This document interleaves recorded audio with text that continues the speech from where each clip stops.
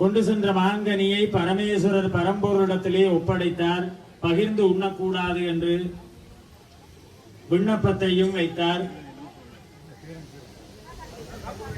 பார்வதி பரமேஸ்வரர்கள் பறந்து விரிந்து சிந்தித்து, ஒரு கனியை இருவர் உண்டால் பகிர்ந்ததாகிவிடும், எனவே ஒருவர் தான் உண்ண வேண்டும், ரிஷியினுடைய சாபம் வந்துவிடும் என்கின்றதை எல்லாம் சிந்தித்து மைந்தர்கள் இருவரையும் அழைத்து ஒரு பந்தயம் வைத்ததாக, யார் உலகை முதலில் சுற்றி வருகிறார்களோ அவருக்கு இந்த மாங்கனி வெற்றி பரிசாக வழங்கப்படும்.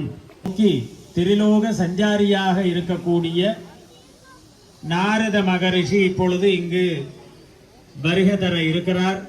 ஜெயசங்கர ஹரசங்கர ஜெயசங்கர ஹரசங்கர சங்கர ஜெயசங்கர ஹரசங்கர ஓம். ஜெயசங்கர ஹரசங்கர ஹரசங்கர ஜெயசங்கர ஹரசங்கர நம ஓம். ஜெயசங்கர ஹரசங்கர ஹரசங்கர நம ஓம். ஹரசங்கர ஜெயசங்கர ஹரசங்கர நம ஓம்.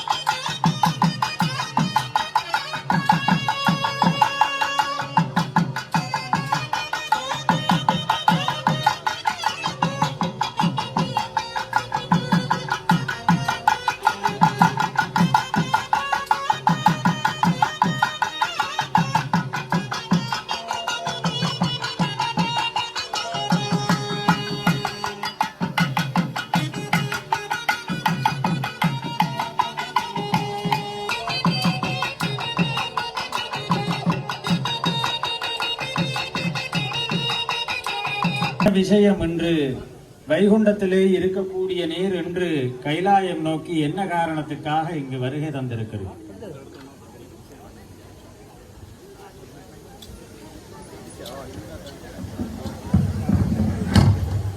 கண்டங்கள் தாண்டி, கடல்கள் தாண்டி,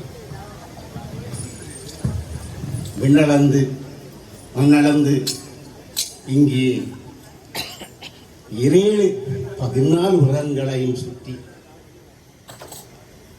இன்று நான் இந்த திருக்காலாய மலைக்கு வந்துள்ளேன். அதன் மாங்கனி உங்களுக்கு தரப்பட்டிருக்கின்றது. ஆனால் இந்த மாங்கனியிலே ஒரு பெரிய வரலாறு ஒன்று இருக்கின்றது. இந்த மாங்கனியை உங்களுக்கு தந்தது, ஆனால் நீங்கள் மாத்திரம்தான் அந்த மாங்கனியை சாப்பிட வேண்டும், இதை பகிர்ந்து உண்ணக்கூடாது என்றொரு கட்டளையை பிறப்பித்தார்.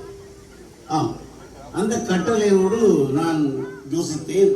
இந்த மாங்கனி நான் உண்பதில் பார்க்க பரமேஸ்வரனாகிய தங்களிடம் இதை உணர்ந்து தந்து அதனுடைய மகத்துவத்தை மகிமையையும் பெற்றுக்கொள்ளலாம் என்று சொல்லி இந்த திருக்காலாய மலையை நாடி வந்துள்ளேன் சுவாமிகளே.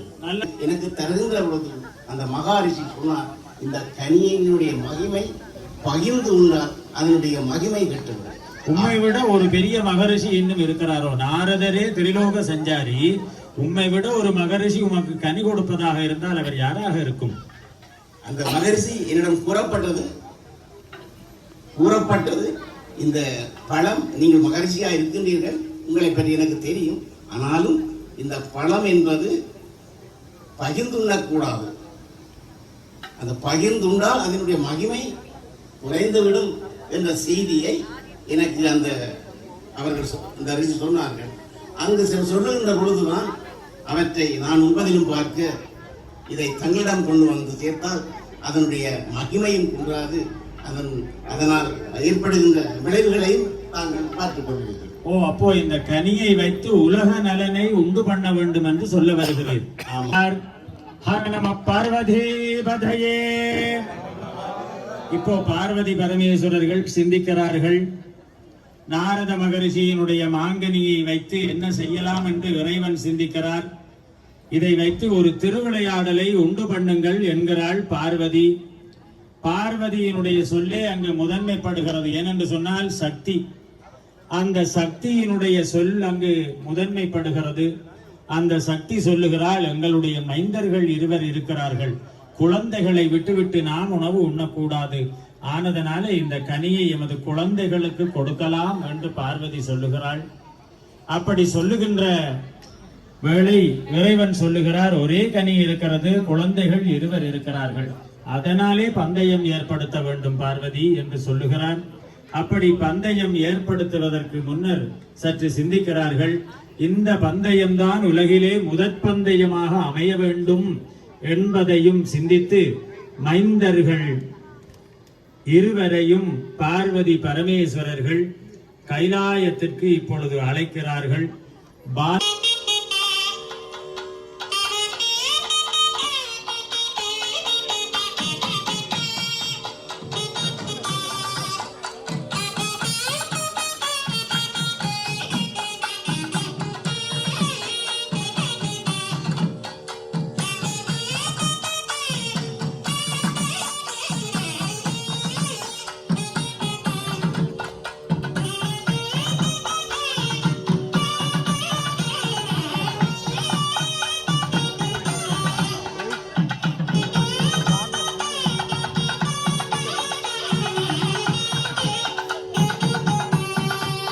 சரி, என்ன செய்யலாம்? பந்தயத்தையே வைக்கலாமா? நாரத ரிஷிமுனிவருடைய வேண்டுகோளுக்கு அமைய விநாயகர் எரிவாகனத்தில் அமர்ந்து உலகத்தை சஞ்சாரம் வருகின்ற மாதிரி முருகப்பெருமான் மயில் வாகனத்தில் இருந்து உலகத்தை 5 கண்டங்களையும் சுற்றி வருகின்ற ஏற்பாட்டோடு இந்த கைலாசத்திலே எல்லோரும் ஒன்று கூடியிருக்கின்றோம். யார் முதல் இந்த உலகத்தை முதல் சுற்றி வருகின்றார்களோ அவர்களுக்கு மாங்கனியை பரிசாக அளிக்கப்படும். அப்படியே ஆகட்டும் பார்வதி, மைந்தர்களுக்கு அறிவிக்கலாம். இப்பொழுது பார்வதி பரமேஸ்வரர்கள் கூறியது விநாயக கடவுளுக்கும் முருகக் கடவுளுக்கும் நிபந்தனைகள் உணர்த்தப்பட்டு, முருகக் கடவுள் தான் உலகை சுற்றி இதோ முதலில் வந்துவிடுகிறேன் என்று முருகக் கடவுள் புறப்படுகிறார்.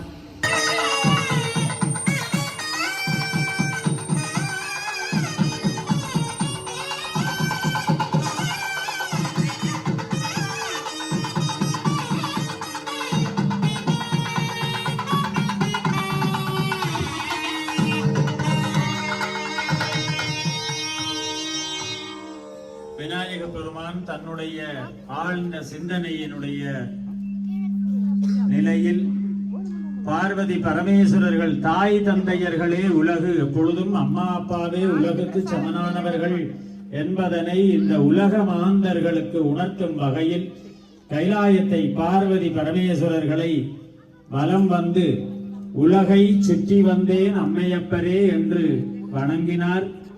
உலகை நான் தான் சரியான முறையிலே 5 கண்டங்களையும் சுற்றி வலம் வந்திருக்கிறேன் என்று பெரியது, உன்னுடைய கருணை பெரியது, உன்னுடைய தெய்வீகம் ஆழமானது, உன்னுடைய சிந்தனையே உயர்ந்தது. அப்படிப்பட்ட உயர்ந்த கூர்மையான வேலோடு இருக்கக்கூடிய நீ கோபம் கொள்ளக்கூடாது, அண்ணன்தானே கனியை வாங்கி இருக்கிறானே என்று சொல்லி பார்வதி பரமேஸ்வரர்கள் கூறுகிறார்கள். தேவர்கள் எல்லாம் சமாதானம் கூறுகிறார்கள். முருகன் கேட்பதாக இல்லை, இதிலே சூழ்ச்சி நடைபெற்றிருக்கிறது. நான் பழனியிலே சென்று ஆண்டி கோலம் பூண போகிறேன், எனக்கு இந்த அழகு எதுவும் தேவையில்லை. முருகக்கடவுள் பழனிமலை மீது சென்று ஆண்டி கோலம் பூண்டு உலகிலே எதுவும் நிலையற்றது என்பதனை உணர்த்தினார்.